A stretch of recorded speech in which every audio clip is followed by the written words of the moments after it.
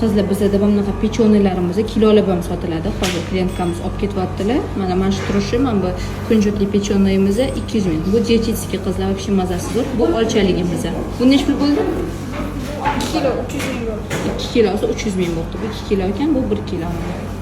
Mana mamyoda mana bunaqa idishda ham sotiladi alohida. Mana olsanglar. Mana bularni hammasi 300 mingdan. Rogalik yong'oqli, rogalik sug'ushonkali, olchali, podushkamiz, то есть bushniy lapkamiz, kunjutligimiz, yong'oqlarimiz bor.